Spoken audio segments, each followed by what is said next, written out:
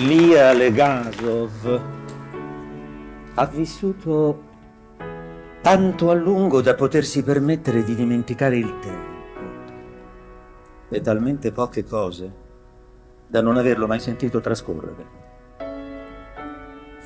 O almeno così dice.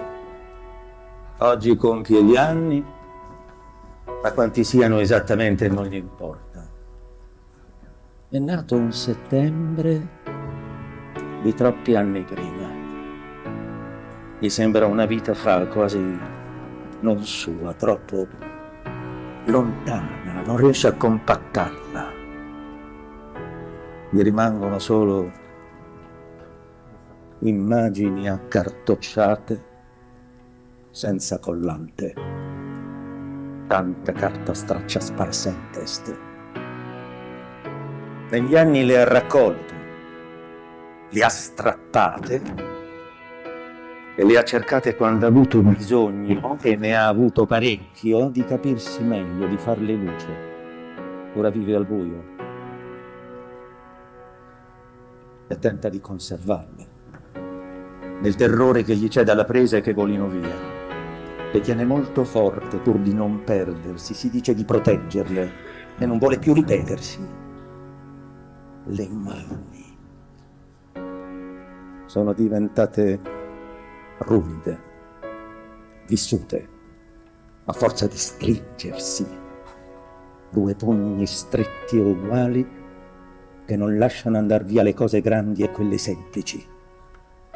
Le ha scelte tutte, Elia, una a una, e non ha altro per resistere o per riprendersi.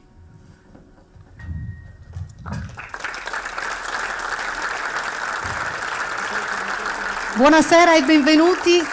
Era Il dolore crea l'inverno di Matteo Porru, che apre questa 23esima edizione del premio Navicella Sardegna. Considerato uno dei giovani under 25 più promettenti al mondo, premio Campiello Giovani con il racconto Talismani. Benvenuto Matteo.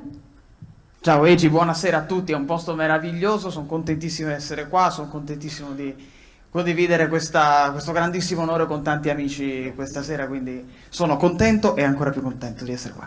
Abbiamo detto Matteo promettente, quindi per scrivere il futuro hai ancora tantissimo tempo, visto che sei giovanissimo. Quindi iniziamo dai tuoi esordi. Matteo Porru ha pubblicato il suo primo libro che aveva 16 anni, quindi un esordio sorprendente, un esordio sicuramente precoce ma sorprendente, con Mission. Come nasce, Matteo, il tuo amore per la scrittura? Io ho iniziato a scrivere per cercare di comprendere il mondo che mi circondava e che non riuscivo né a leggere né a farmi stare giusto, mi stava stretto. E allora ho cercato di crearne uno mio. Le parole sono state un po' la mia salvezza. Io sono uscito da un lungo periodo di malattia e ho deciso che da quel momento, dopo una vita che mi aveva controllato, sarei stato io su un foglio a controllare. E in quel momento mi sembrava la soluzione a tutte le panacee. C'era solo un problema, che io non avevo un editore, avevo 14 anni. Io andavo da mamma e gli dicevo: mamma, voglio diventare uno scrittore. Mia madre guardava e diceva: Nino, cioè. E allora ti sei ingegnato? E allora mi sono ingegnato, ho aperto un sito web che si chiamava matteoporru.wordpress.com e lì caricavo i miei racconti. Ne avevo avuto 14 anni, visualizzazioni 3, mamma, papà, nonna. Si aggiunge zio Luciano poi quando scopre l'iPad, cioè la quarta rivoluzione industriale a casa. E poi andavo in centro a Cagliari con i libri che strampavo nello studio di mio papà è un ingegnere, e pinzavo questi fogli, li piegavo e li regalavo in giro in centro a Cagliari la domenica quando non avevo scuola. La mattina facevo questo, la sera ripassavo per lì. Per farti conoscere? Per farmi conoscere, sì, perché per la legge dei grandi numeri dicevo: l'editore lo troverò. Oh, l'editore l'ho trovato, facendo esattamente questo gioco. Abbiamo sentito prima un brano tratto dal tuo quarto romanzo, Il dolore crea l'inverno. E i tuoi romanzi, Matteo, non sono mai allegri. Tu sei un ragazzo molto allegro. c'è appunto, come suggerisce lo stesso titolo, spesso c'è il dolore, come se tu volessi mettere i tuoi protagonisti, i tuoi personaggi di fronte come ad una corsa ad ostacoli, no? Quasi creare l'ostacolo per vedere fin dove loro possono arrivare per superarli. Così questa è un po' l'impressione. L'impressione è corretta. Io giudico i miei personaggi sulla loro capacità di reagire alla vita o al dolore. E credo sia un fattore fondamentale, perché è il parametro sul quale ho sempre misurato me stesso. E metto sempre i miei protagonisti, i miei personaggi nelle storie, nella condizione di soffrire veramente al limite delle possibilità della tolleranza. Però non nego mai a nessuno di loro la possibilità di rinascere e di convertire quel tipo di dolori in un'altra forma, in un'altra sostanza. Di recente è uscito un saggio edito da Maestrale che si intitola Domani è un altro mondo, 10 domande per la Sardegna che verrà, che è sostanzialmente una doppia intervista a te e all'antropologo intellettuale Bachisio Bandinu su quelli che sono i temi principali, diciamo più importanti per la Sardegna, quindi c'è la lingua, c'è la questione dell'emigrazione, c'è la questione dell'industria.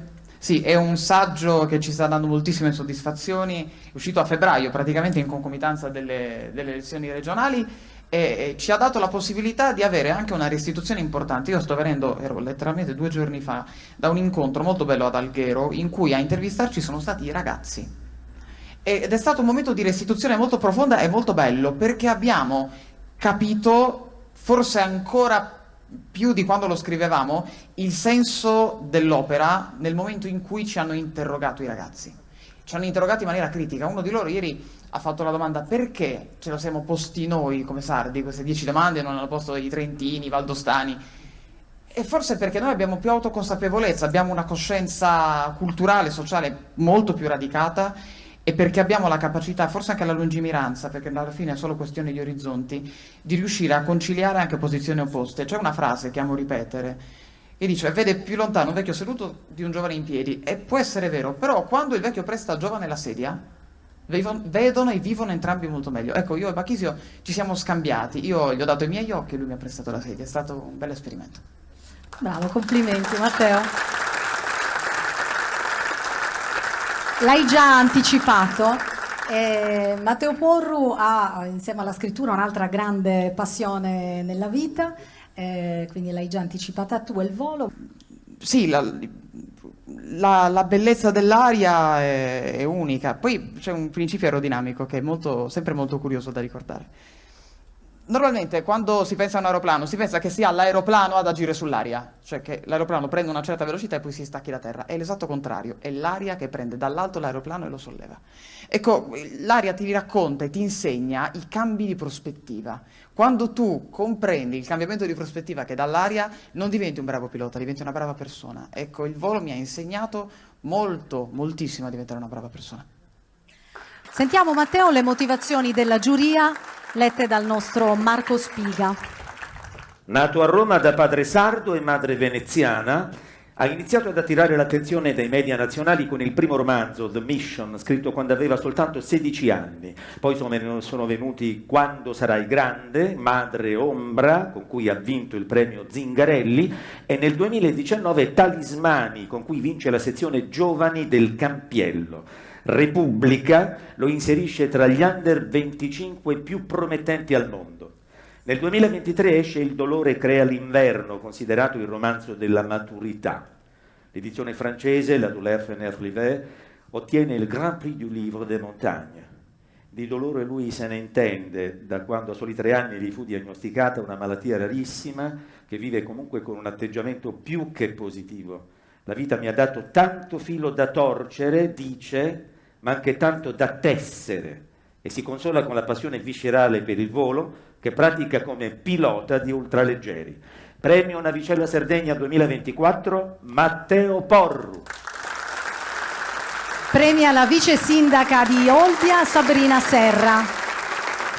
No, intanto buonasera a tutti, grazie perché è l'11° anno che siamo qua nel nostro teatro di Portorotondo. Vedo gli occhi lucidi e a cuoricino del Conte, perché è orgoglioso sicuramente di questa presenza nel nostro bellissimo borgo. Grazie all'organizzazione, grazie a Franco Cuccureddu, alla giuria, perché insomma veramente sono tanti anni E non è facile ogni anno mettersi al lavoro per capire poi i premiati, insomma le persone che dovranno essere premiate durante l'edizione. E devo dire che siamo invece orgogliosi, perché anche stasera abbiamo veramente dei premiati di grande valore in tutti i campi, quindi dal campo artistico, sportivo, culturale, come Matteo. È vero, io ho conosciuto Matteo proprio durante quel famoso premio Costa Smeralda, invitata dal presidente Persico, e è stata una bella esperienza, è stato un bell'incontro e ho ascoltato molto le sue parole. Penso questo, Matteo, il tuo senso di positività, di gioia nell'affrontare la vita devono essere veramente uno stimolo per le giovani generazioni. Tu non hai ceduto, hai inseguito un sogno e sei arrivato ad un risultato. Questo deve essere veramente il messaggio che secondo me deve passare anche grazie a questo premio e a questa serata, e sono sicura che tanti ragazzi e tante ragazze potranno prendere spunto dalla tua positività e non mollare. Io sono anche fortunatamente assessore alle istruzioni, ogni volta che entro in una classe dico abbiate un sogno e non mollate veramente mai, andate all'obiettivo, e tu ne sei l'esempio vivente. Grazie Matteo. Facciamo arrivare la nostra navicella. La consegna. Dai, facciamo. Premio Navicella Sardegna 2024 a Matteo Porru. Grazie Matteo Porru, grazie alla vice sindaca Sabrina Serra.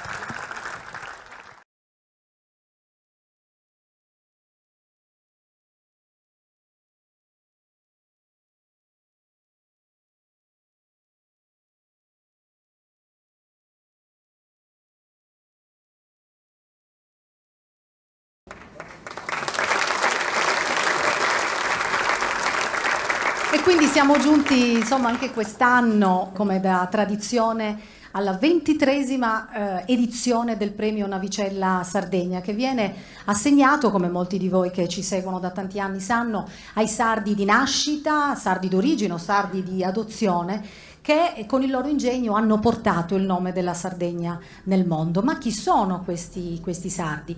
Pensate, mi diceva il presidente della giuria che sono stati assegnati 148 persone, sono state premiate in tutti questi anni.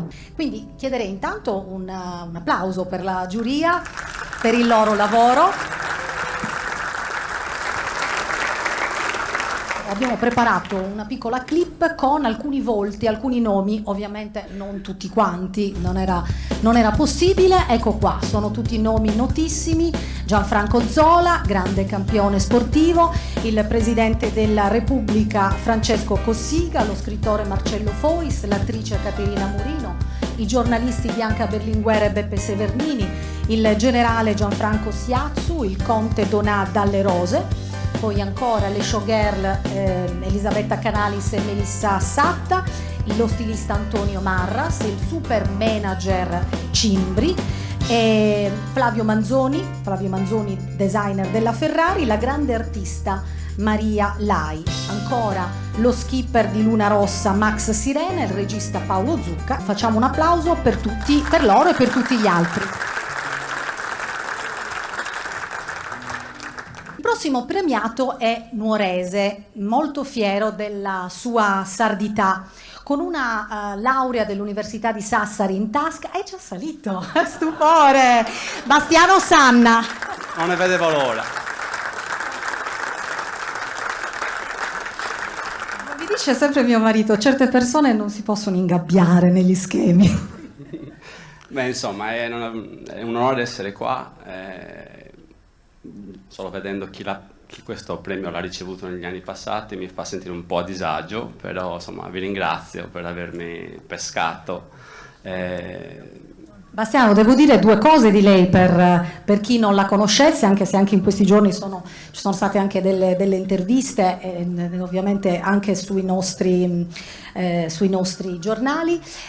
Bastiano Sanna, abbiamo detto, con una laurea dell'Università di Sassari, è partito un breve periodo nel Regno Unito, poi in America, ha costruito una carriera di incredibile successo, arrivando in cima ad uno dei gruppi farmaceutici più importanti al mondo, la Vertex, con sede a Boston. L'anno scorso è tornato qui con la sua famiglia perché vuole fare qualcosa forse per la Sardegna, ma di questo ne parleremo.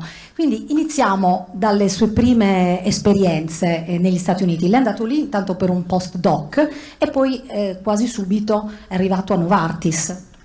Sì, ho iniziato tanti anni fa, innanzitutto ringrazio Matteo, io non sono un diabetologo, io sono semplicemente uno scienziato, come tutti gli scienziati mi piace capire come funzionano le cose e aggiustarle se possibile, quindi io sono diciamo un artigiano della scienza e cerco di dare più strumenti ai medici. Ci sono diabetologi bravissimi in Sardegna tra l'altro. Sono andato di tanti anni fa, sempre con l'idea tra l'altro di stare lì un annetto, e sono passati più di 20 anni.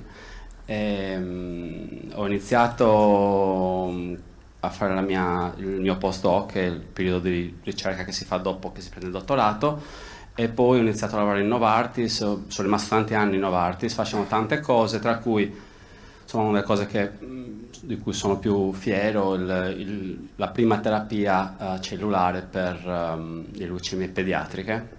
E quella è stata insomma il mio primo successo, se così si vuole dire, ovviamente parte di un grandissimo team. Questa cura, Bastiano Sanna, prevede la modifica del sistema immunitario. Sì, la tecnologia si chiama CAR-T, vi risparmio l'acronimo in inglese, consiste nel modificare il sistema immunitario del paziente in modo che riconosca e attacchi il tumore, in questo caso le leucemie. In realtà funziona su anche altri tipi di tumori del sangue. Ed è il primo esempio di questo tipo di terapia che insomma per come la vedo io, la nuova frontiera della medicina. Poi ha fondato delle sue company, addirittura 2. Che anni sono stati quelli? Sono stati gli anni un po' della follia, perché secondo me per fare impresa è una follia di per sé. Fare l'impresa biotecnologica con tecnologie che sono praticamente ancora delle idee, bisogna essere particolarmente folli. Però l'ho fatto perché appunto io credo molto nella ricerca scientifica e in quello che è diciamo, lo spirito innovatore. Quindi ho fatto partire 2 compagnie, entrambe diciamo, hanno avuto successo. Magenta e Semma. Magenta e Semma, sì. Quella di cui sono più affezionato, se vogliamo, è Semma, perché è quella che mi ha dato la possibilità di lavorare con lui, sì, un genio della scienza, che è il professor Doug Melton, cercare di capire come funziona il sistema immunitario nel diabete giovanile e se è possibile trovare una cura. È la compagnia che poi ho ceduto alla Vertex e sono rimasto in Vertex per continuare a sviluppare quei progetti per parecchi anni, tra l'altro, sino a quando sono, tra virgolette, andato in pensione un anno fa. E poi ancora diabete, lo diceva prima, avete creato una terapia per il diabete di tipo 1, in cosa consiste? È sempre basata sulle cellule. Io sono sempre stato convinto che la maniera migliore di curare una malattia sia, tra virgolette, aggiustare e usare l'approccio della natura. Il diabete di tipo 1 è una malattia autoimmune in cui le cellule che producono l'insulina vengono distrutte dal sistema immunitario del paziente stesso. La maniera in cui si cura oggi è l'insulina. La nostra idea era quella di ricreare le cellule distrutte e per fare così abbiamo dovuto ricreare in laboratorio quello che il grembo della mamma fa in 9 mesi, perché appunto tutto parte da una staminale, abbiamo dovuto capire come da una staminale ricreare le cellule che fanno insulina. Ci siamo riusciti e adesso in sperimentazione clinica praticamente consiste nel fatto che si ridanno le cellule che mancano ai pazienti e quelle cellule stesse fanno il loro lavoro, cioè controllano la glicemia con l'insulina e non c'è più bisogno di iniezioni.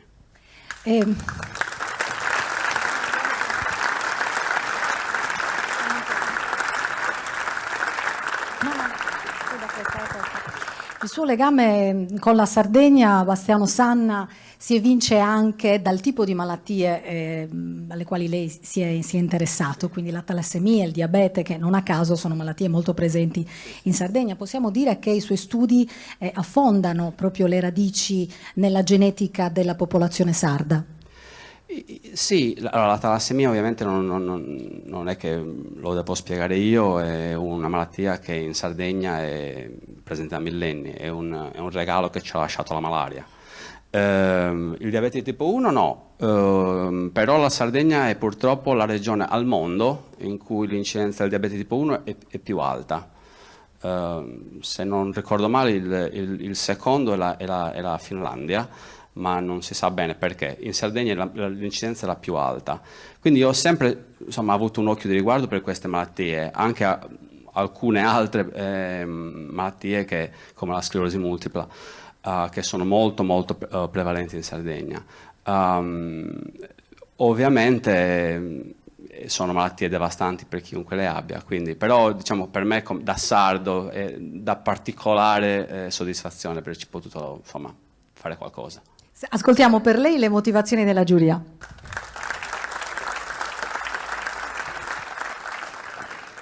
Da Nuoro a Cambridge e da qui agli Stati Uniti. 47 anni, dirige a Boston il team scientifico della Vertex, una delle più grandi industrie farmaceutiche mondiali, che si occupa di terapie cellulari e genetiche, tra cui la cura genica della distrofia muscolare. Non nasconde l'ambizione di fare qualcosa per la sua terra d'origine, che 20 anni di vita tra Cincinnati, Boston, New York e il resto del mondo non sono riusciti a fargli dimenticare. È anche per questo che lavora con convinzione a temi come la talassemia e il diabete di tipo 1, di cui la Sardegna detiene la più alta incidenza al mondo. E una soluzione, alla fine, in effetti, l'ha trovata. Premio Navicello Sardegna 2024, Bastiano Sanna. Chiamiamo per premiare Bastiano Sanna Salvatore Rubino in rappresentanza della Fondazione Banco di Sardegna. Buonasera, bentornato. Per lei il microfono. Mi fa veramente piacere consegnare questo premio a Bastiano. Io l'ho conosciuto nel 2000 quando faceva il dottorato di ricerca nel mio dipartimento, avevamo il laboratorio vicino e mi aveva molto colpito il suo rigore scientifico e quindi non mi stupisce che oggi è qua anche ha fatto anche una bellissima lezione di divulgazione scientifica, quindi ha spiegato in maniera semplice dei concetti difficili e ha fatto capire che non bisogna aver paura della scienza. Grazie. Vediamo la navicella, andiamo un po' più avanti. Premio Navicella Sardegna 2024 a Bastiano Sanna.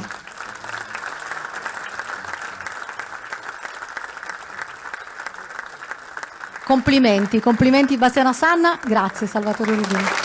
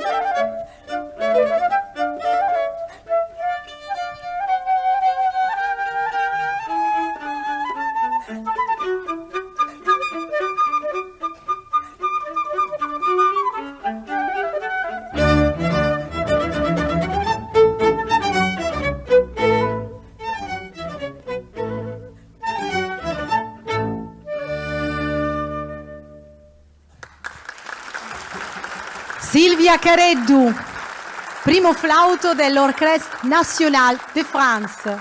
Benvenuta, benvenuta. Grazie, buonasera a tutti, buonasera a te Giulia.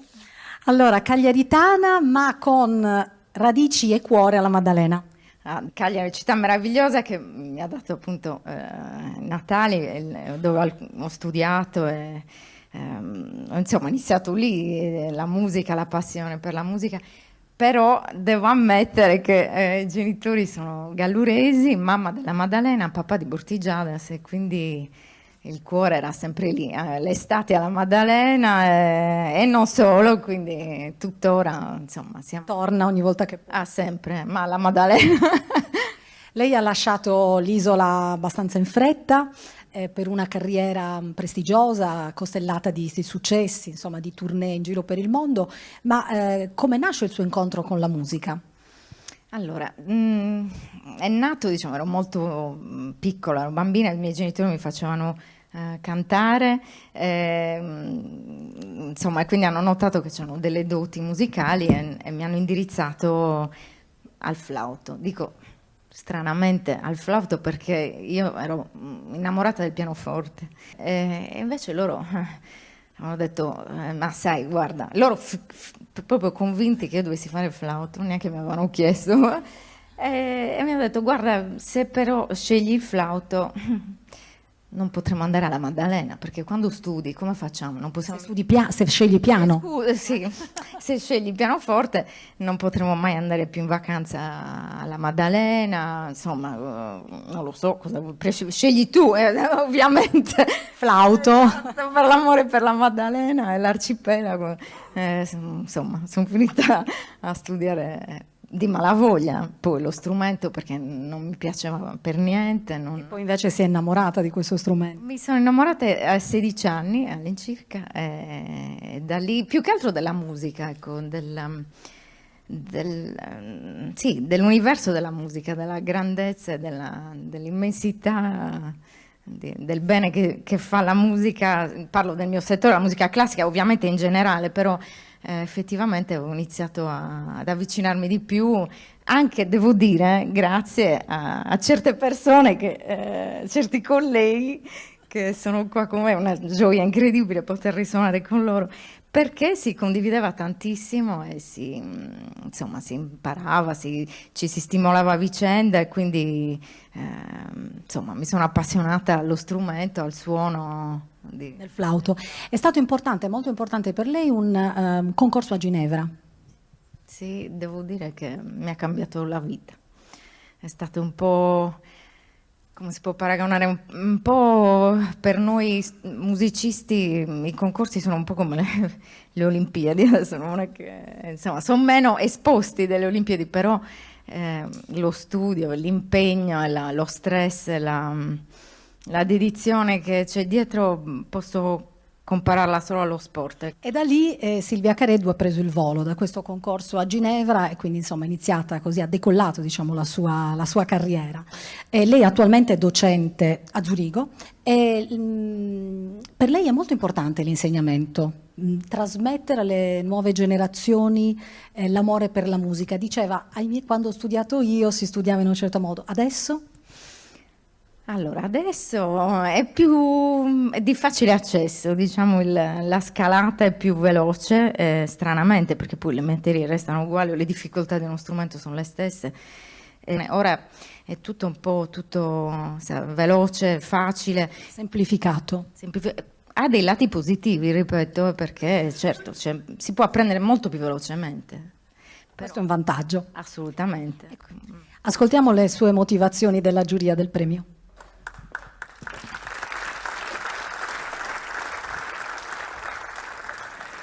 Anche la Sardegna ha il suo flauto magico. Famiglia gallurese, si è diplomata prima al Conservatorio di Cagliari e poi, classificandosi al primo posto, al Conservatoire Supérieur di Parigi. Il trionfo nel Premier Grand Prix all'unanimità e nel Prix du Public del prestigioso concorso internazionale di Ginevra le hanno spalancato le porte una luminosa carriera.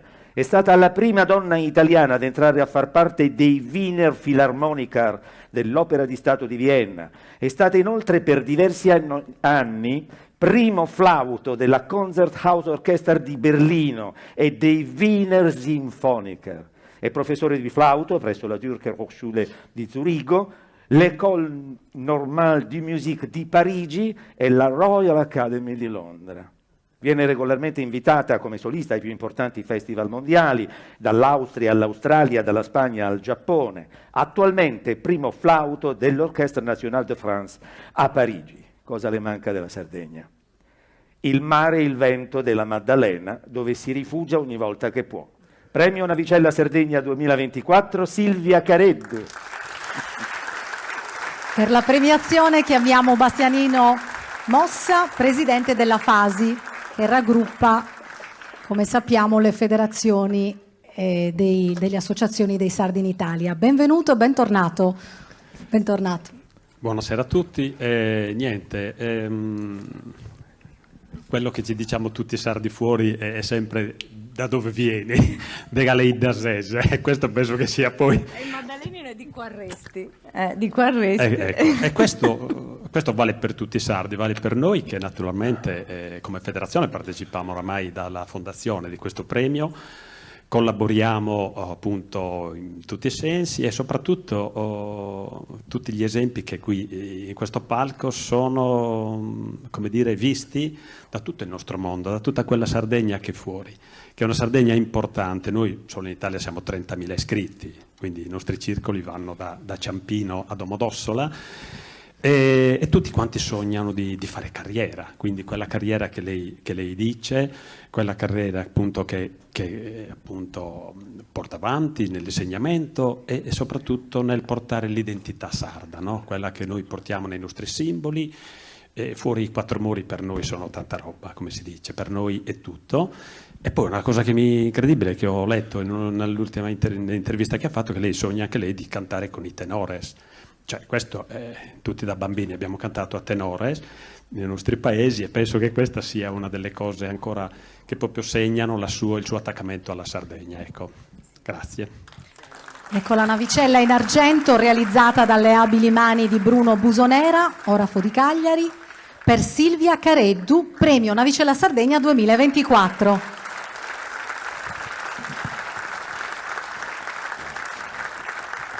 Complimenti Silvia Careddu, grazie Bastianino Mossa. Approfitto per presentarvi il sestetto dell'Orchestra da Camera della Sardegna che ha accompagnato Silvia Careddu e introdotto quindi questa bella edizione. L'ensemble è stato fondato nel 2004 dal premio Navicella Simone Pitau.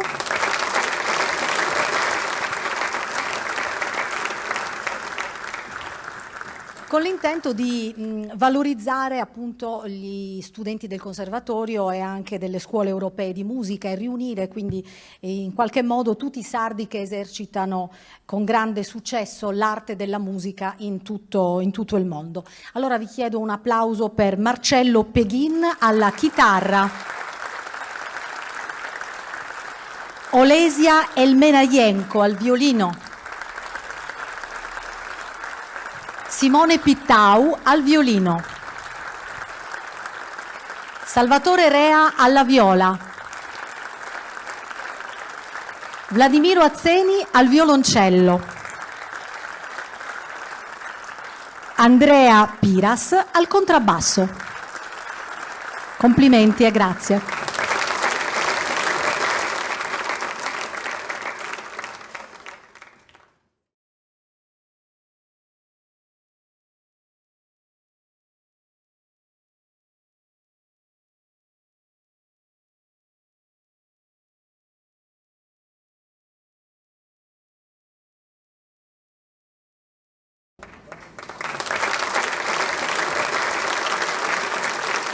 Un applauso per Eric Cantona, bisnonno Salvatore di Ozieri, bisnonna Giuseppina di Torralba, una vita trascorsa tra la Francia e l'Inghilterra. Bienvenue Eric. Allora Eric, prima di arrivare alla sua lunga carriera, ci deve raccontare in che modo ci è arrivato, quando ha iniziato a muovere i primi passi nel calcio, nel pallone. Sono cresciuto a Marsiglia, mio padre era portiere e quindi anch'io ho partecipato, ho seguito la sua stessa carriera di portiere e giocavo in una squadra molto forte che ha vinto 6-0, per cui io non ho mai toccato un pallone e quindi alla fine ho deciso invece di far parte della squadra davvero. Tornando invece alle sue origini, ci dica qualcosa, che cosa sa dei suoi bisnonni? Alors, les origines de mes arrière-grands-parents, ils sont arrivés en 1913 en France. I miei bisnonni sono partiti per vivere in Francia nel 1913. La mia bisnonna di Torralba, Giuseppina Caria, e il mio bisnonno invece di Ozieri. Mon arrière-grand-père, pardon, était de Ozieri, Salvatore. Et quand ils sont partis, il viaggio per Marsiglia era abbastanza lungo, per cui la mamma è partita incinta dalla Sardegna e quando è arrivata a Marsiglia poi ha dato alla luce suo nonno, Joseph. E lei, Eric, ha continuato poi insomma, a mantenere questo legame con la Sardegna, tant'è che ha una casa qua in Sardegna e torna regolarmente. Quand j'ai arrêté le football, je suis allé à Barcelone. Quando ha smesso di giocare a calcio si è recato in Catalogna perché dalla parte della mamma i suoi nonni si erano appunto trasferiti in Catalogna, avevano anche fatto parte, avevano partecipato alla guerra civile, quindi quello è il primo suo passaggio. Sur la terre de mes grands-parents côté ma mère catalane. Poi però diciamo suo fratello Jean-Marie, che è qui presente, è stato il primo a tornare in Sardegna, nella provincia di Oristano, con una casa, e lui poi lo ha seguito qui in Sardegna. La cosa che lo emoziona, che lo rende molto orgoglioso questa sera, è la presenza del padre 84enne che è qui tra noi nel pubblico e che lo vede ricevere questo premio nella terra di Sardegna. Bene.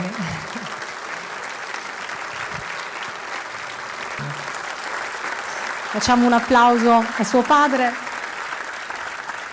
perché appunto non tutti, forse vedendo le imprese calcistiche di Éric Cantona, potevano sapere che avesse queste origini sarde. Éric Cantona ha giocato per molti club francesi, diventando in assoluto uno dei calciatori più forti di Francia, veramente un pezzo da 90 del calcio francese, anche dell'equipe nazionale della nazionale francese, giocando ben 45 partite. Ecco, volevo chiederle qual era il suo rapporto con un altro grande del calcio, Michel Platini. Ouais. Michel Platini, il était sélectionneur de l'équipe de France et j'ai joué sous ses ordres. Allora, a 24 anni si era già stufato, diciamo, di giocare a calcio, sebbene fosse stato un grande campione della nazionale, e il re Michel Platini lo ha convinto, lo ha un po' strattonato, lo ha rimproverato: ma cosa ti salta in mente di smettere così giovane la tua carriera di footballeur?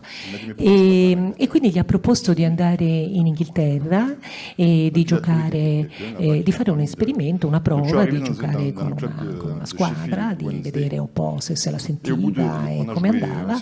Ovviamente è stato un successo perché hanno vinto, e quindi l'esperimento è continuato ed è andato a giocare con la grande squadra del Leeds. Ecco, del Leeds Éric Cantona diventa un campione. Sono stati anni molto intensi questi per lui, e poi i successi sono continuati con il Manchester United. Lei è stato protagonista della rinascita di questo club che non andava tanto bene, e ha in qualche modo riscritto le gerarchie del calcio inglese. Tornando indietro appunto all'Inghilterra, non c'era un facile accesso per effettivamente persone che venissero da fuori, insomma, che non fossero dei britannici, quindi questo è stato un po' anche il suo successo. E ha avuto poi questa opportunità di giocare con una delle più grandi squadre, insomma con il Leeds, che aveva dei coach, degli allenatori, dei tifosi, dei compagni di gioco veramente eccezionali.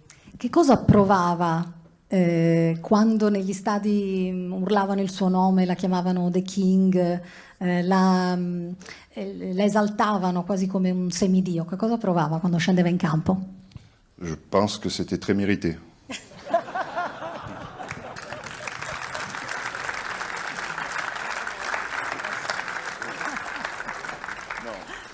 Plus sérieusement, c'est tellement e quindi delle potenti vibrazioni del cuore lui sentiva quando lo acclamavano come una divinità, quasi una sensazione di trascendenza, anche se lui è assolutamente ateo, quindi è un partire in volo verso il paradiso, verso appunto delle vette trascendentali.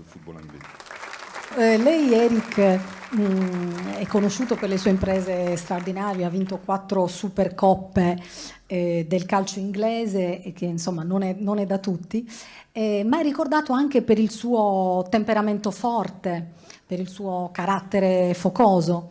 C'è stato in particolare un episodio nel 95 a Londra. Lei giocava con la squadra nello stadio, diciamo, avversario, quindi in trasferta, con il Crystal Palace, e rispose a un hooligan che lo aveva pesantemente, insomma, insultato. Questo fu un fatto che in qualche modo la fece entrare nella leggenda, fece anche molto scandalo, però la fece entrare nella leggenda del calcio inglese. Non, j'ai marqué des buts aussi. Et j'ai gagné des titres. Oltre a questo ha segnato ovviamente anche dei gol.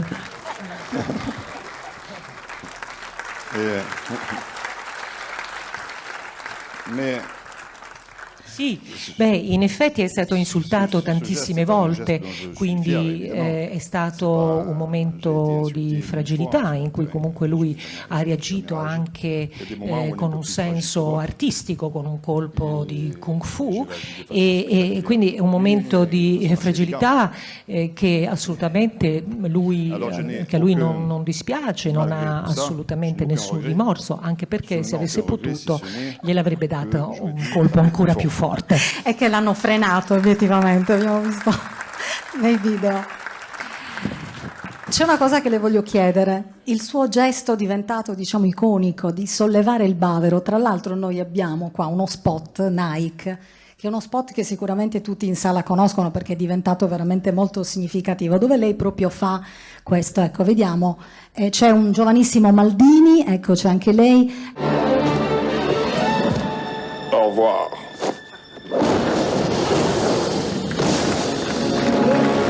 Ma perché? Perché sollevava il bavero?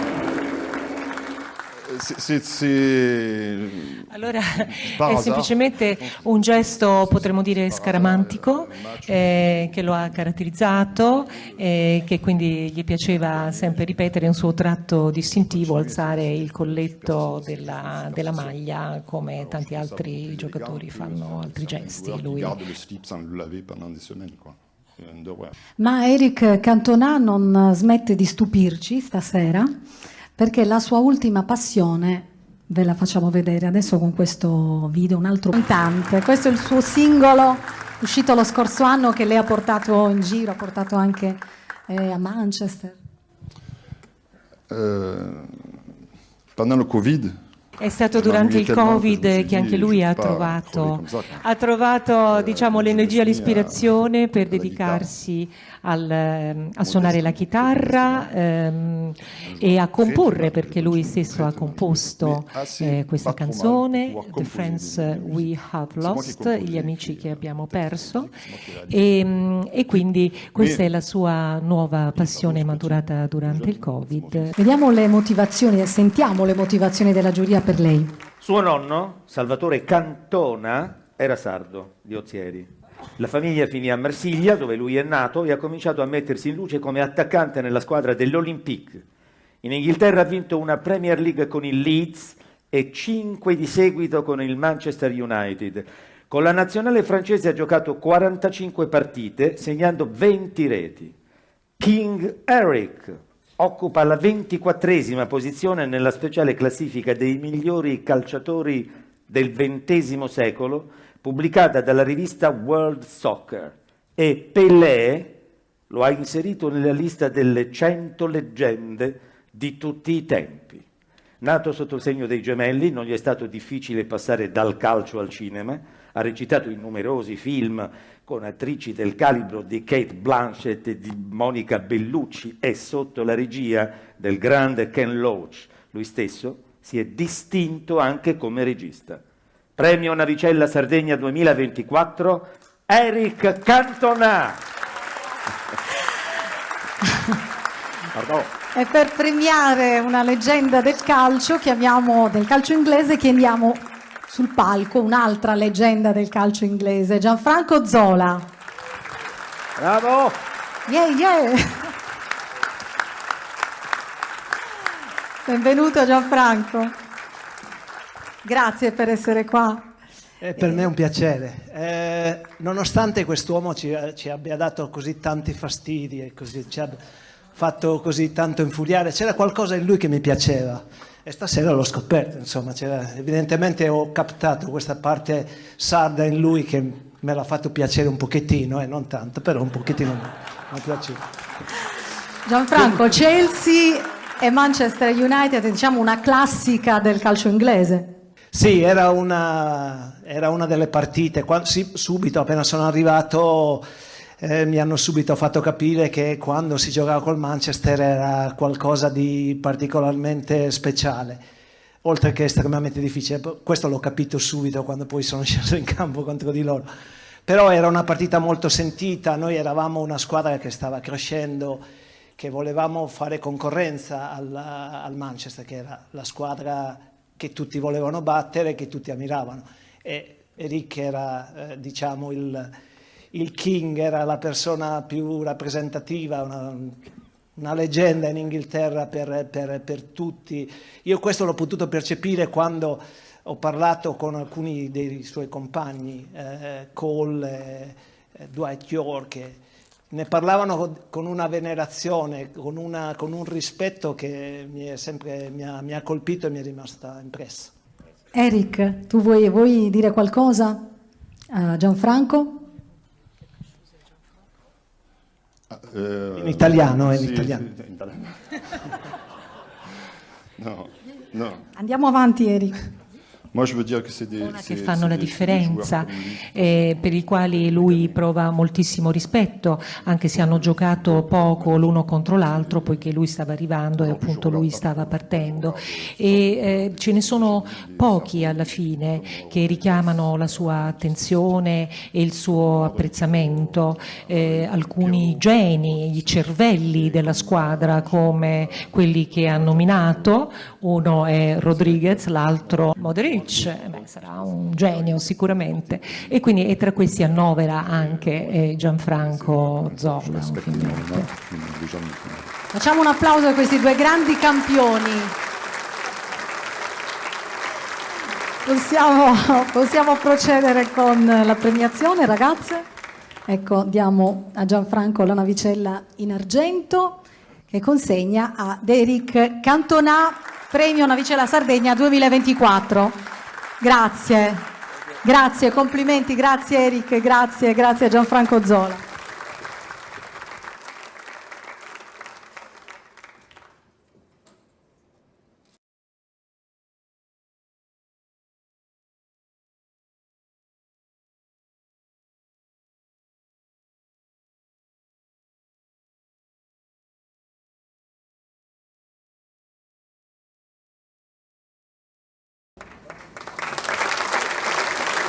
Prossimo premiato ha centinaia di lavori scientifici pubblicati nella sua carriera e dal 2018 figura nella Top Italia Scientist. Ha descritto 55 nuove specie vegetali per la scienza. Chiamiamo sul palco Gianluigi Bacchetta.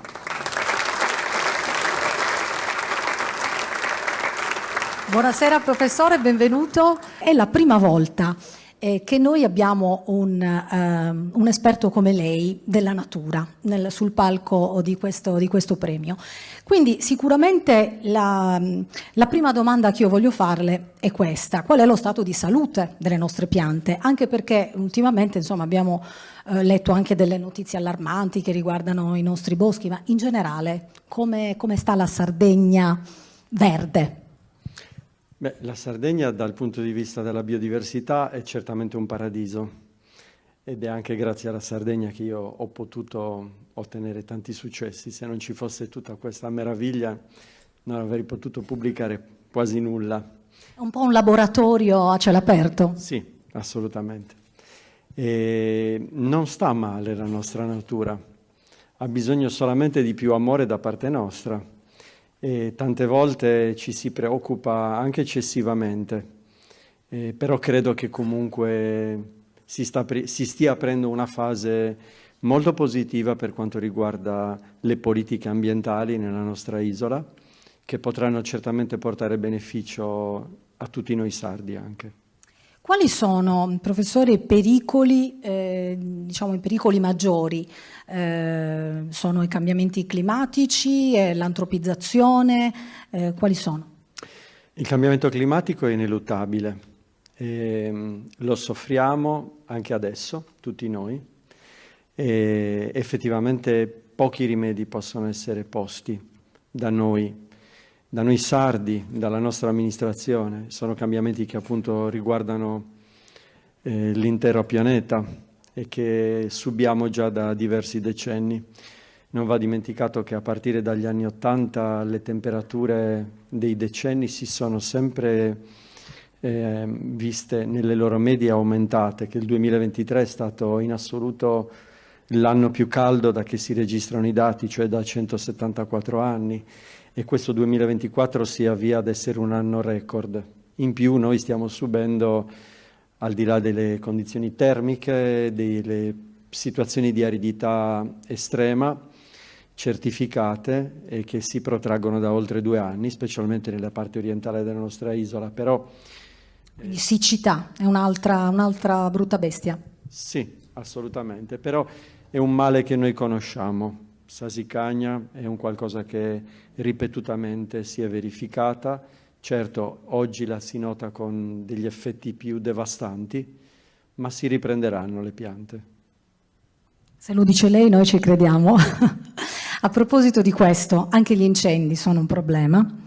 Nel 2021, come molti di voi sapranno, un incendio terribile ha danneggiato 14 comuni del Montiferru e anche della Planargia e ha colpito in particolare, ecco qua, l'olivastro selvatico di Satancamanna, che lei professore ha curato, infatti questo è lei, ha curato personalmente. E tutti pensavano che non sarebbe sopravvissuto, che sarebbe morto. Lei invece è riuscito a curarlo. Adesso a distanza di anni come sta? Sta abbastanza bene per quello che ha subito, però ci dimostra come la natura può essere resiliente. Quest'albero è completamente andato a fuoco, è bruciato dall'interno per oltre 3 giorni.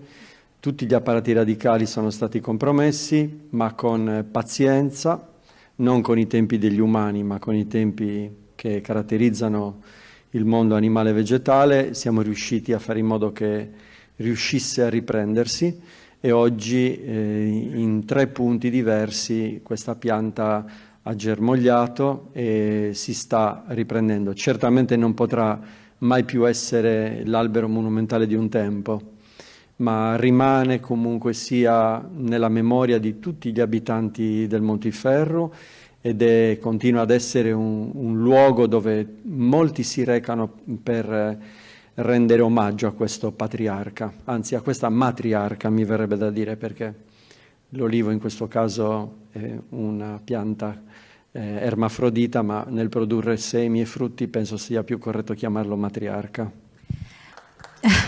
Venga, ci avviciniamo. Lo dicevamo all'inizio, professor Bacchetta, lei ha scoperto 55 nuove specie in Sardegna. È curioso questo fatto. Prima che lei le scoprisse nessuno sapevano che erano lì, eppure c'erano, no? Sì, la Sardegna viene indagata dal punto di vista botanico da circa 250 anni e nonostante questo è ancora uno scrigno. C'è tantissimo da studiare e da scoprire. Queste 55 specie sono una piccola parte di quelle che effettivamente sono ancora sconosciute. Io stesso non so se avrò il tempo nel corso della mia carriera di descrivere tutte quelle nuove che ho trovato e che ancora non ho potuto descrivere. Quindi diciamo che fondamentalmente si tratta di un'isola meravigliosa ma molto sconosciuta ancora. L'ultima che ha scoperto è la Centranthus pontecorvi, che cresce sul Monte Perda. Sì, sul Monte Perda, vicino a San Benedetto a Iglesias, è dedicata a Cristiano Pontecorvo, che è stato un mio caro amico e collega e che recentemente è scomparso.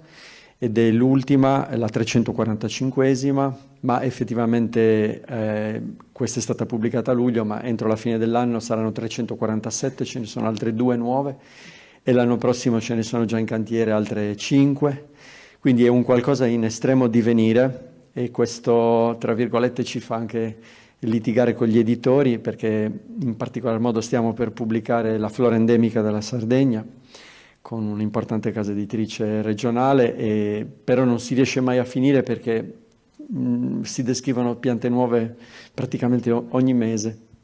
Professor Bacchetta, sentiamo le motivazioni della giuria per lei, da Marco Spiga.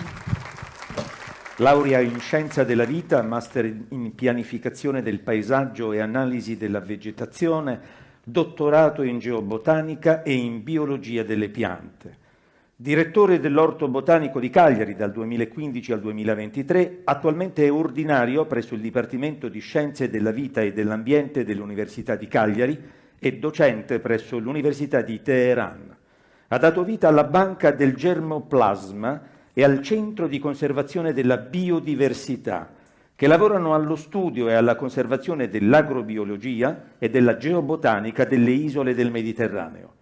Ha favorito la miracolosa rinascita di un olivo millenario che sembrava morto, percorso dal terribile incendio di Santo Lussurgiu. Lui dice che è stato grazie alle terapie botaniche d'emergenza, in realtà chissà che cosa gli ha sussurrato per convincerlo a risorgere. Premio Navicella Sardegna 2024, Gianluigi Bacchetta.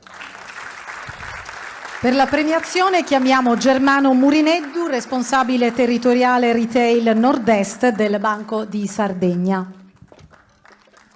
Eccolo, buonasera, benvenuto. Grazie a tutti voi e soprattutto all'Associazione Sardegna Oltre il Mare che ci ha permesso di essere qui anche quest'anno. Per noi è un ritorno importante. Porto i saluti del nostro Presidente e del nostro Direttore Generale che non sono qui. Mi dispiace per loro, ma sono contento di esserci io, quindi per me va benissimo anche così. È un'incombenza piacevole questa che le hanno dato. Sì, soprattutto perché si premiano le eccellenze sarde. Mi scuso perché io non conoscevo il professor Bacchetta e mi piace come lei approccia con veramente tanta semplicità una cosa che in realtà per tutti noi è fondamentale, che è quella della salvaguardia dell'ambiente. La Presidente Todde è una paladina in questo e quindi spero che possiate collaborare. Le auguro il meglio per il nostro futuro. Grazie. Procediamo con la premiazione. Ecco la navicella realizzata in argento per Gianluigi Bacchetta, premio Navicella 2024. Vorrei dedicare questo premio alla mia famiglia, e in particolar modo a mia moglie Maria, che è qua, e a mio papà, che mi ha chiaramente trasmesso questa passione per la natura e per la Sardegna. Grazie professore, complimenti, grazie a Germano Murineddu. Adesso siamo giunti, a proposito di Fondazione di Sardegna, Banco di Sardegna, ai ringraziamenti per i nostri sponsor. È uno spazio doveroso perché ovviamente senza i nostri sponsor non sarebbe possibile realizzare questo premio. Quindi vi chiedo un applauso per la Fondazione di Sardegna e il Banco di Sardegna, che sono i nostri sponsor principali, e poi ancora ringraziamo Bruno Busonera, Orafo in Cagliari, che come sapete è l'autore delle nostre navicelle in argento, Eurotarget Viaggi, Cantine Surraudi Arzachena, Hotel Abitoru, Hotel Gabbiano Azzurro di Golfo Aranci, Hotel Sporting di Porto Rotondo, Hotel Sestante di Porto Rotondo, Iti Hotels. Grazie di cuore a tutti. Naturalmente un ringraziamento va anche al Comune di Olbia che ci ospita, abbiamo avuto prima la vice sindaca, e per la collaborazione grazie naturalmente anche al consorzio del comprensorio di Porto Rotondo, anche per l'ospitalità. Grazie. E infine ringraziamo la stilista Mary M che veste le nostre assistenti di scena Arianna e Jasmine, sempre pronte con le navicelle in argento.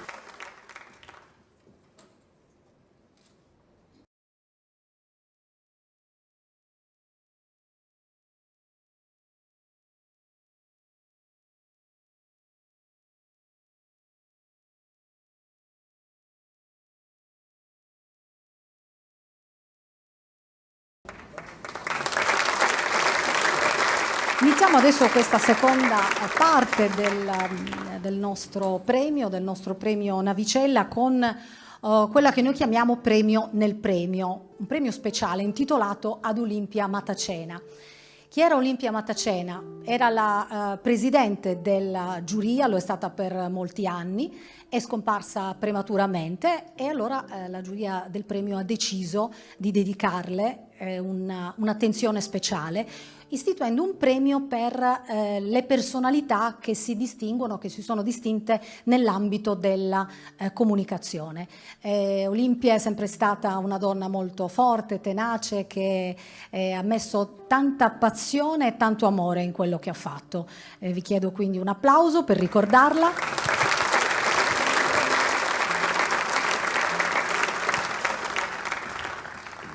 E adesso è giunto il momento di scoprire chi sarà il premiato o la premiata di quest'anno.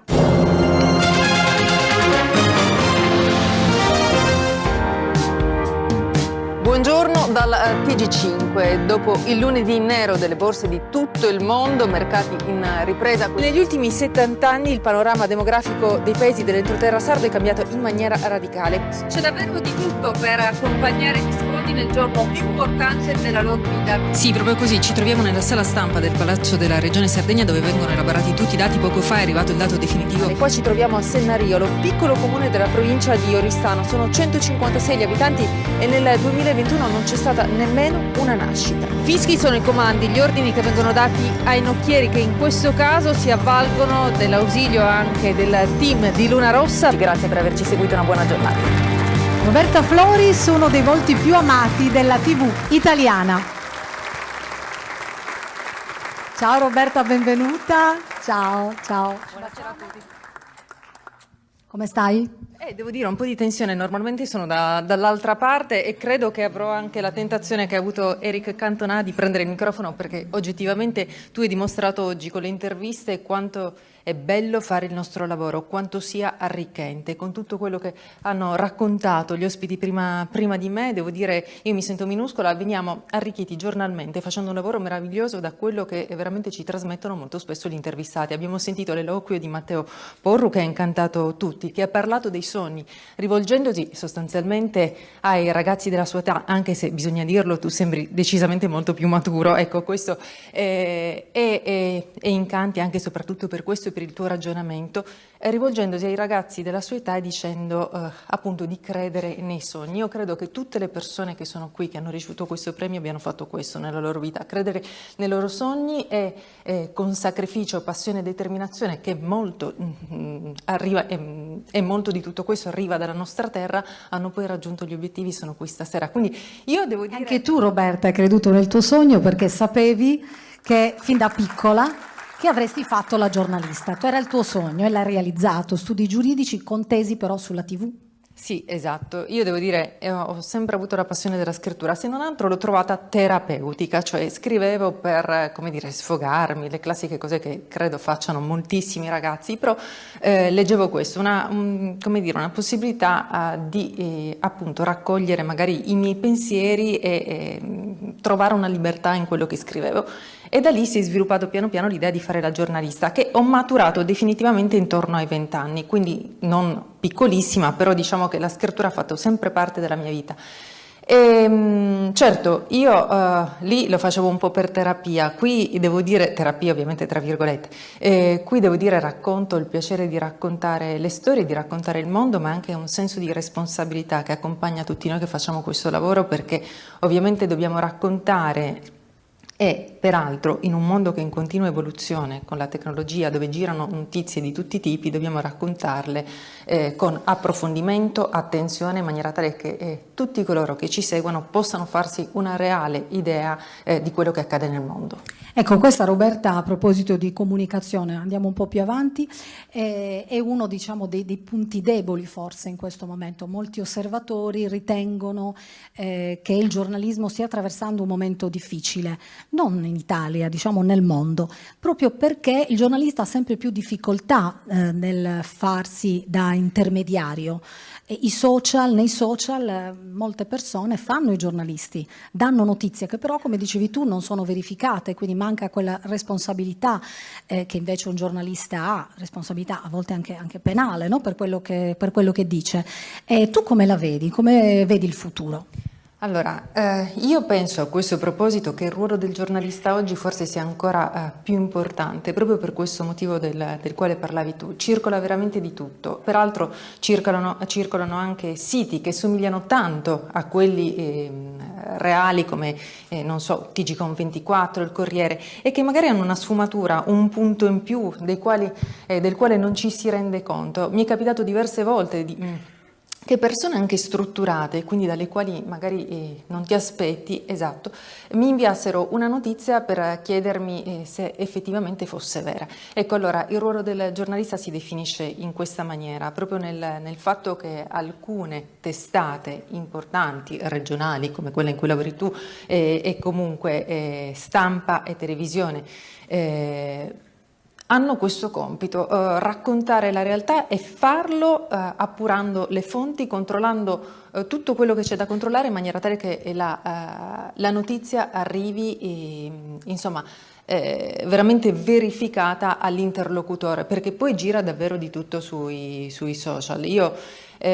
Noi lo sappiamo, sicuramente è capitato anche a voi di vedere non soltanto le istituzioni, quindi non so, il capo dello Stato Mattarella o anche la Premier Meloni, che con l'intelligenza artificiale davano messaggi che ovviamente non potevano venire da loro, così come è capitato ad alcune testate, anche noi come TG5. Io mi sono ritrovata a rivedermi mentre lanciavo un servizio, ma ovviamente con una voce che era del tutto simile alla mia, ma non ero io, e tantomeno non poteva essere così, non poteva essere quello il contenuto del servizio. Quindi la cosa importante, il nostro ruolo, secondo me, è paradossalmente più importante oggi, forse di quanto non fosse un tempo, dove le notizie certamente le si andavano a leggere sui giornali e si andavano a sentire nei telegiornali.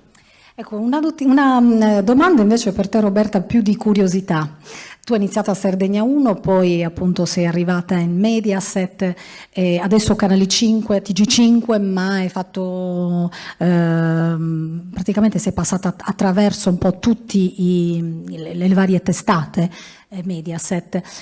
La scomparsa di Berlusconi, voi l'avete sentita dal di dentro? Te lo chiedo perché in effetti dall'esterno i telespettatori hanno percepito dei cambiamenti, non fosse altro per l'innesto di tanti colleghi anche che sono arrivati da fuori. Penso ad esempio a Bianca Berlinguer, che anche lei premio Navicella Sardegna di qualche anno fa. Ecco, si è sentito il cambiamento e in che modo? Allora, intanto oggettivamente la notizia della morte di Silvio Berlusconi ha colpito comunque tutti gli italiani, ovviamente noi in azienda l'abbiamo sentita ancora più forte. Io non ho mai conosciuto Silvio Berlusconi, ma devo dire che all'interno dell'azienda veramente chi lo ha conosciuto ne ha parlato in maniera veramente eccelsa. Oggettivamente il cambiamento forse è stato avvertito più dal telespettatore che non da noi, che soprattutto al TG5 lavoriamo costantemente nella stessa maniera, insomma, con un direttore Clemente Mimoun che chiamiamo il mago delle scalette, veramente, e anche devo dire ho la fortuna e l'ho avuta nel corso degli anni, breve parentesi, di incontrare veramente dei professionisti e oggi di potermi confrontare ancora di più con loro, che ovviamente hanno contribuito e contribuiscono quotidianamente alla crescita di chi ha la fortuna di lavorare appunto all'interno di queste redazioni. Quindi sì, il cambiamento, devo dire, è stato percepito più dal telespettatore. Ovviamente devo dire che poi i risultati, siccome sono stati importanti, devo dire una scelta editoriale molto azzeccata. Bene Roberta, sentiamo allora le motivazioni della giuria per te, per il premio Olimpia Matacena. Cagliaritana Doc, studi classici, laurea in giurisprudenza con una tesi sulla televisione di qualità. Dopo essersi classificata quarta al concorso di Miss Italia 1997, ha iniziato giovanissima come giornalista, passando rapidamente con una carriera tutta in ascesa dagli esordi sull'emittente regionale Sardegna 1 fino all'approdo in Mediaset come conduttrice del TG4, poi di Studio Aperto, a Italia 1 e infine al TG5, diventando uno dei volti più noti e amati della TV italiana. Nel 2016 ha ricevuto il premio Pentapoli nella categoria Giornalisti per la sostenibilità, nel 2021 il premio Feminas nella categoria Comunicazione. Il lavoro mi ha portato fuori dalla Sardegna, confessa, ma io ci torno ogni volta che posso perché non solo a Cagliari, ma in qualsiasi parte dell'isola mi sento davvero di casa e orgogliosamente sarda. Premio speciale Olimpia Matacena 2024, Roberta Floris. Confermo Roberta, perché l'altro giorno quando ci siamo sentite mi ha detto che eri qua in Sardegna giustamente a prendere il sole, insomma, dopo un'estate di lavoro. Chiamiamo per il premio il conte Luigi Donà Dalle Rose in rappresentanza del consorzio del comprensorio di Portorotondo. Anche lei premio Navicella, buonasera, ben ritrovato, grazie per essere tornato qui. Tra l'altro in un momento anche felice del Borgo, in questo compleanno, questi 60 anni meravigliosi del Borgo di Portorotondo. Sono proprio 60 anni vissuti bene, con fortuna per tutto, e in questa Sardegna meravigliosa che io ho sempre amato, perché ho venuto a 6 anni con mio padre che mi ha portato a fare pesca subacquea, e allora era un mondo spettacoloso. Comunque in questa bellissima Sardegna, dove io ho cercato di dare e cerco di dare ancora tanto, sono felice di premiarti in questo bel teatro, con questa bella acustica. Lo meriti tutto, no? Per la tua intelligenza, i tuoi neuroni, la tua bellezza. Complimenti, grazie, una fortuna. Eccola la vicella, Roberta Floris, premio speciale Olimpia Matacena.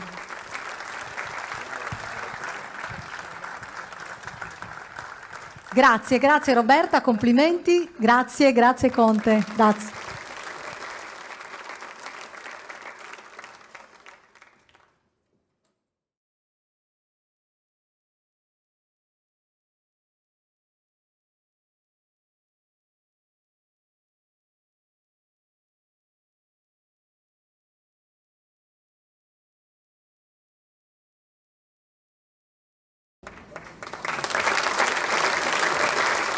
Prossimo premiato è cagliaritano, oggi vive negli Stati Uniti, di sé racconta di aver sempre saputo che avrebbe fatto il medico.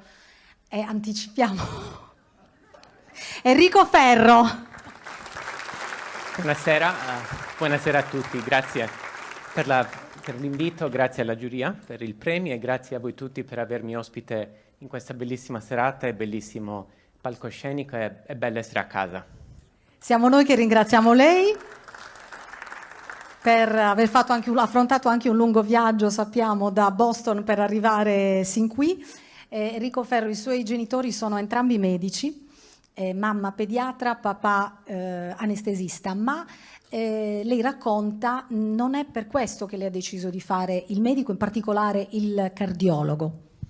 Sì, in parte la motivazione più vera è mio fratello Leonardo, che è nato con una cardiomiopatia congenita, quindi la cardiologia è entrata nella mia casa, però il ruolo dei miei genitori, mi permetterò di metterli un po' in imbarazzo stasera nel raccontare veramente il ruolo che loro hanno avuto, perché quando mio fratello è nato, mio padre Salvatore è salito sul volo di Stato per portarlo al Gaslini, dove è stato curato.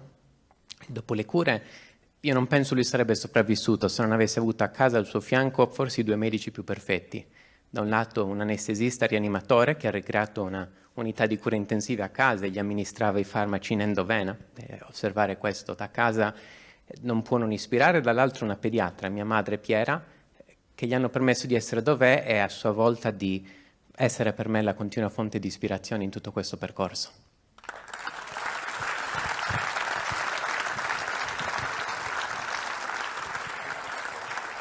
suo percorso partito da Cagliari, abbiamo detto, l'ha portata sino a Yale, dove è stato ammesso nel 2010 come uno dei 2 italiani e 12 europei tra 28.000 studenti, quindi una bella soddisfazione. Abbiamo qua, ecco, questo è lei con il segretario di Stato Kerry, giusto? Sì, esatto. L'avventura Yale è stata un'avventura speciale. Ricordo ancora il giorno dell'ammissione. Le ammissioni vengono sempre pubblicate ad aprile. Una serata qualsiasi di marzo è squillato il telefono perché avevano delle domande sul mio file di ammissione. Ho richiamato e mi ha detto: in realtà vogliamo comunicarti una missione anticipata nel loro tentativo di superare la concorrenza e cercare di ottenere gli studenti. Quindi quella telefonata, che sapevo che altre 28.000 persone stavano aspettando, è stata speciale. Yale è stata un ambiente dove veramente c'è l'eccellenza, è un ambiente che io definirei futuristico. Il presente a Yale è già passato, si cerca sempre di innovare e di migliorare. Io sono arrivato nel mio college uguale a quello dei film americani, in questi parchi bellissimi, e i miei compagni di stanza erano, per esempio, il ragazzo che aveva vinto le Olimpiadi mondiali di matematica a Cambridge, da un lato, dall'altro un stretto collaboratore nelle rielezioni di David Cameron. E loro sono fonte di ispirazione continua, e Yale a sua volta ha voluto investire in me, in quella che poi è diventata la mia passione per l'innovazione medica, e mi ha dato tutti i fondi necessari per poter lavorare a Yale, ma anche viaggiare prima in Perù, poi in Malesia, per capire in queste prime esperienze la trasmissione dell'HIV tra popolazioni vulnerabili. Nello specifico in Perù le persone che utilizzano droga per via endovene, quindi trasmettono l'HIV con gli aghi, in Malesia i detenuti. L'obiettivo di queste avventure apparentemente fuori dall'ordinario in realtà è quello di capire una trasmissione diversa, che in realtà può diventare un problema per tutti i paesi domani. Quindi investire per essere avanti col tempo, per capire le sfide future della medicina, come prevenirle e come curarle. Quindi diceva appunto Yale, poi queste esperienze in Perù e in Malesia, e poi Harvard. Lei attualmente lavora in un prestigioso ospedale, forse uno dei più prestigiosi d'America, l'Harvard Medical School a Boston, dove sta prendendo anche la sua terza specializzazione in aritmologia. Esatto, in aritmologia cardiaca, quindi prima di parlare di quello bisogna, penso, parlare di Boston. Come penso anche il dottor Sanna confermerà, Boston è una città speciale per la medicina. New York è la città della finanza, Washington è la città della politica, Boston è medicina. Arrivando a Cagliari mi piace sempre vedere quei grandi maxi schermi con le immagini delle nostre spiagge, della nostra storia, che ci danno il benvenuto in Sardegna e mi riscaldano il cuore. Arrivando a Boston le immagini sono quelle dei nostri ospedali, quindi una città che ruota intorno alla scienza, dove la potenza di fuoco di un'università come Harvard per la medicina, ma anche dell'ingegneria biomedica tramite l'MIT, creano un ambiente veramente unico che, pensate, Boston più o meno ha una popolazione di 1 milione di abitanti, una Milano degli Stati Uniti, ci sono 65 università e ci sono 35 ospedali in quest'unica città, con un capitale di fondi di investimento a rischio per la biotecnologia che supera la Silicon Valley, supera Tel Aviv, quindi un ambiente unico. In questo ambiente noi come medici abbiamo la fortuna di essere esposti a una casistica che veramente è enorme, perché c'è quello che definire un pellegrinaggio medico, quindi pazienti che vengono da tutto il mondo alla ricerca delle cure che non hanno potuto ottenere altrove o trattamenti che non hanno funzionato, recidive da gestire. Quindi per noi la medicina prende vita, anche i casi più rari che forse si leggono solo nei libri. Su Boston sono realtà. L'aritmologia è una branca della medicina che si occupa di aritmie. Penso di sicuro qualcuno nell'audience ha sentito parlare personalmente o no di fibrillazione atriale.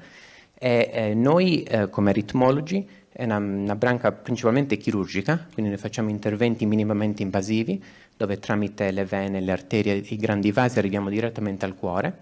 Il paziente è su un letto chirurgico sotto il quale c'è un GPS e i cateteri sono magnetici e ricreano in pochi minuti una mappa tridimensionale del cuore di quel paziente, con una precisione millimetrica. Con questi cateteri poi possiamo muoverci appunto 1 millimetro, 1,5 millimetri e andare ad ablare i punti specifici che causano aritmie mortali come la tachicardia ventricolare o la fibrillazione atriale. Quindi questo è il campo nel quale clinicamente mi sono mosso. Enrico Ferro, sentiamo le motivazioni della giuria per lei. Figlio d'arte di 2 illustri clinici cagliaritani, laurea in medicina a Cagliari, poi a Harvard, baccalaureato in biologia molecolare a Yale, specializzazione in cardiologia ed elettrofisica ad Harvard.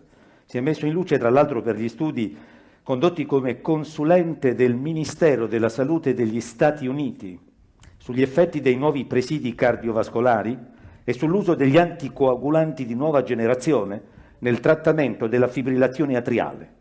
Scienziato, ma anche filantropo, ha lavorato a un progetto umanitario promosso dal Rotary Club di Yale, di New Haven e di Cagliari per la costruzione di un centro teso a promuovere l'emancipazione economica di una comunità rurale di Mumbai. Anche per questo ha ricevuto dal presidente Mattarella il titolo di cavaliere, onorificenza che straordinariamente viene riconosciuta a persone di età inferiore ai 35 anni. Premio Navicella Sardegna 2024, Enrico Ferro.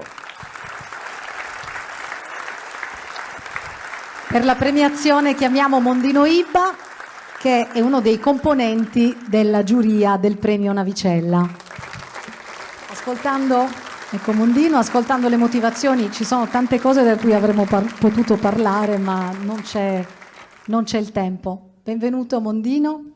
Grazie, buonasera, ben trovata, splendida come sempre. Grazie. Buonasera a tutti. Caro Enrico, ancora una volta vorrei dire 2 cose, secondo me, di Enrico Ferro.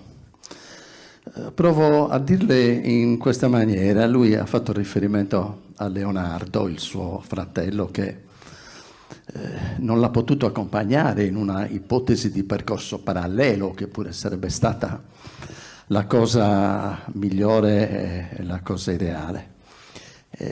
Enrico è un ragazzo che vive doppio. Ha studiato doppio, si impegna doppio, lavora doppio, lavora per lui e lavora anche per Leonardo, per quella parte che Leonardo non ha potuto fare, non ha potuto condurre. Ecco, io credo che questa sia una grande lezione da parte di Enrico per tutti, non solo per come fare il medico, ma per come interpretare il ruolo del medico, come essere medico, perché tutti si possono laureare in medicina, ma non tutti sono in grado di essere medici. Enrico invece ha questa doppia capacità, con la semplicità e la straordinarietà della sua esperienza, della sua cultura, del suo vissuto. Io che l'ho osservato, come dire, da remoto, ho visto che prima era una speranza, oggi è una certezza e oggi è il futuro che noi auspichiamo possa essere di grande utilità per tutta la cardiologia e i pazienti che hanno bisogno di assistenza cardiologica nel mondo. E sappiamo quanto ce n'è bisogno. Sappiamo quanto ce n'è bisogno. Grazie. Pertanto grazie. Ecco la nostra Yasmin con la navicella in argento per Enrico Ferro, premio Navicella Sardegna 2024. Grazie, complimenti Enrico Ferro. Grazie Mondino.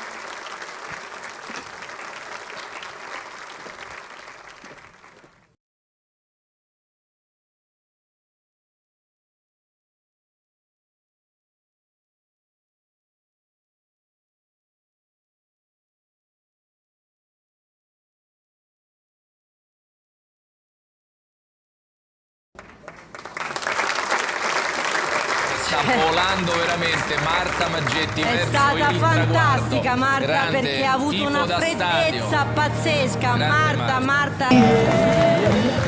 Cagliaritana, 28 anni, ha regalato all'Italia la 6ª medaglia d'oro alle Olimpiadi 2024 di Parigi. Marta, benvenuta, complimenti.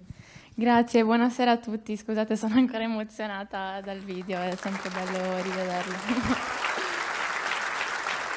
Volevo fare i complimenti a tutti i premiati perché ho ascoltato veramente delle storie fantastiche e quindi sono onorata di essere qui con voi. Siamo noi che ti ringraziamo e noi che siamo onorati per il regalo che ci hai fatto, Marta. Intanto ti chiedo, hai già smaltito l'ubriacatura dell'oro? Quante feste hai fatto? Sì, tante, ce ne sono ancora tante da fare adesso, settembre è pieno di impegni, sì. Ma feste? Impegni e feste, sì. Torniamo a quel momento, no? Che abbiamo rivisto insieme a te, rivissuto insieme a te. Che cosa hai provato e soprattutto quando, Marta, hai capito che ce la potevi fare? Perché diciamo hai ribaltato un po' il risultato, no? C'è stato un inizio difficile. Quando è che hai capito, ok, vado? Beh, allora sì, sono partita dalle semifinali, è stata una semifinale molto difficile perché sono partita un po' dietro, ero terza, quindi per passare alla finale dovevo comunque arrivare almeno seconda. E al secondo giro sono riuscita a recuperare, quindi già passare le semifinali per me era un risultato grandissimo. E poi mi sono riconcentrata, ho cercato di rimanere lucida perché comunque sapevo che si poteva far meglio.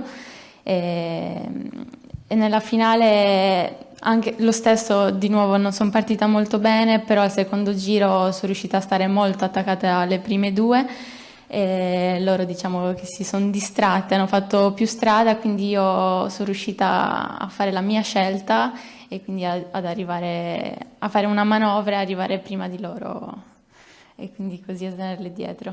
Ho una curiosità, è pesante la medaglia? Sì, abbastanza, è poco più di mezzo chilo, quindi sì. Infatti lo immaginavo perché si vede insomma da come voi atleti la maneggiate. Marta, tu hai iniziato sulla tavola da surf da giovanissima, 8 anni, instradata da tuo padre al Windsurfing Club di Cagliari, che diciamo è un club velico storico della Sardegna, e hai sentito subito un grande amore per il mare, per la vela, per il vento. Sì, assolutamente. Comunque sin da piccoli essere, diciamo, liberi, soli e quindi indipendenti è bellissimo.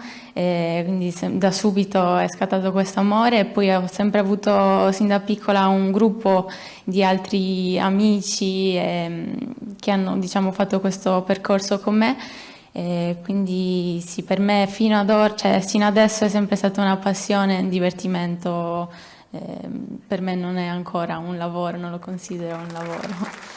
Quanta fatica, a proposito lo dicevamo con Enrico Ferro, quanta fatica ci vuole, quanta determinazione. A Tokyo Marta Maggetti era arrivata quarta e forse questo risultato ti aveva lasciato un po' l'amaro in bocca, pur essendo comunque sempre un ottimo risultato, un signor risultato.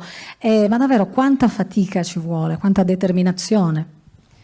Ci vuole sì, la fatica, la determinazione, i sacrifici di tutta la vita, perché un'Olimpiade non si costruisce in poco tempo, ci vogliono anni, bisogna studiare certe cose, bisogna avere pure la maturità. Quindi sin da piccola comunque ho avuto questo sogno di arrivarci e poi di vincere, quindi sono contenta del mio percorso.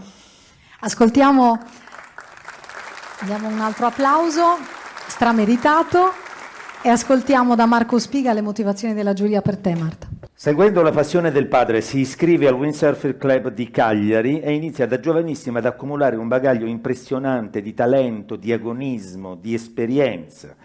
Partecipa al Mondiale del 2017, nel 2021 arriva quarta, sfiorando d'un soffio il bronzo, alle Olimpiadi di Tokyo nella categoria RSX. Quando sull'acqua non si plana più ma si vola con la nuova tavola olimpica UK Foil, nel 2023 conquista a Brest il titolo mondiale e infine quest'anno alle Olimpiadi di Parigi conquista una più che meritata medaglia d'oro. Nel finale abbiamo sofferto un po' a vederla arrancare in terza posizione dietro l'israeliana, la britannica. Abbiamo chiuso gli occhi trepidanti quando l'abbiamo vista allontanarsi paurosamente dalle due rivali e dalla fatidica A-Line, quando li abbiamo riaperti, la figlia del vento de suo poetto stava tagliando il traguardo con largo distacco sulle altre due, capolavoro tattico. Lei sapeva che quella strambata l'avrebbe buttata dentro le braccia del suo amico maestrale. Premio Navicella Sardegna 2024, Marta Maggetti. Marta, per la tua premiazione chiamiamo la Presidente della Regione, Alessandra Todde. Buonasera Presidente, grazie per essere qua con noi. Anche lei con la sua carriera professionale, insomma, è stata ambasciatrice della Sardegna nel mondo. Io sono, devo dire, emozionata per aver ascoltato delle storie incredibili, partendo da Matteo, ma ascoltando anche tutti quelli che hanno raccontato quanta fatica, quanto lavoro, quanto studio, quanti sacrifici, quante delusioni ci sono voluti per arrivare ai risultati che tutti in contesti diversi sono riusciti poi ad ottenere. E una delle cose che mi fa piacere stasera e che mi voglio riportare, perché veramente mi sono arricchita moltissimo ascoltando tutte le storie, tutte le diverse sfumature della determinazione, una delle cose che mi voglio riportare è l'esempio che noi potremmo portare ai nostri ragazzi, perché se veramente vogliamo far crescere quest'isola, che io veramente sto rappresentando prima di tutto con grandissimo amore.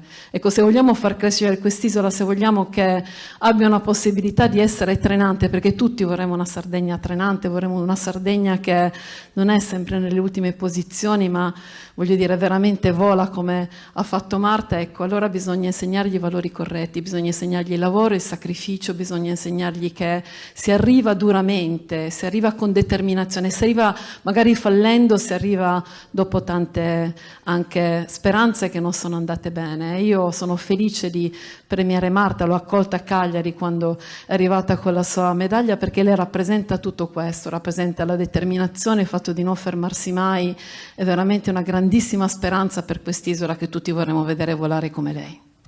Grazie Presidente. Possiamo procedere con la premiazione. Attribuiamo quindi l'ultima navicella per questa sera a Marta Maggetti. Marta Maggetti, premio Navicella Sardegna 2024.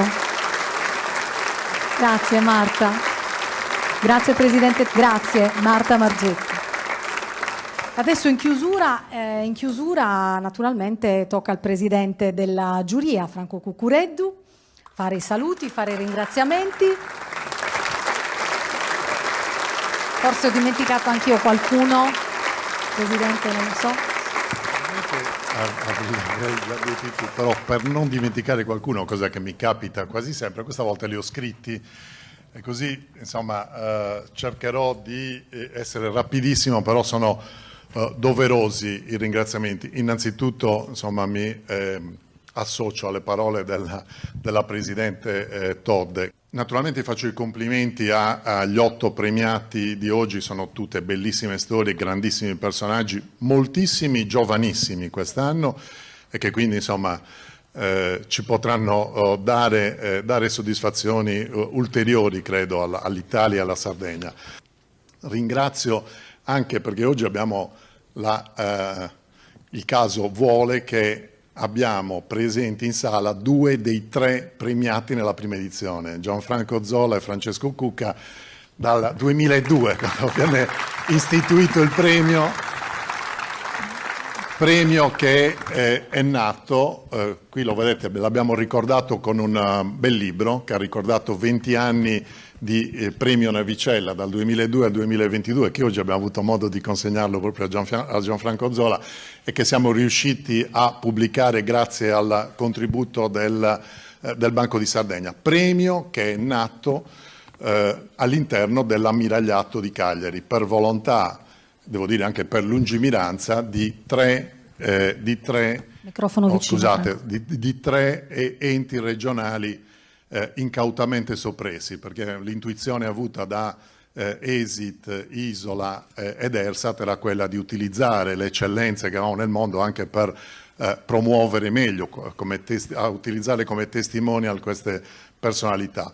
E trovarono una sponda nell'ammiragliato, e le prime edizioni si svolsero a bordo appunto della Vespucci e della Palinuro e una all'ammiragliato. Poi il premio si spostò a Castelsardo e da 11 anni ci troviamo davvero bene, e devo ringraziare per questo il Comune di Olbia e il Consorzio del Comprensorio di Porto Rotondo per l'ospitalità e per quanto fanno per questo premio. Ringrazio tutte le autorità, ho citato solo la Marina, ma sono presenti qui rappresentanti della Guardia di Finanza, dei Carabinieri, insomma delle altre forze, autorità militari, e naturalmente ringrazio in primis la Presidente della Regione Alessandra Todde, che è voluta essere fra noi nonostante avesse altri impegni in altre regioni italiane quest'oggi.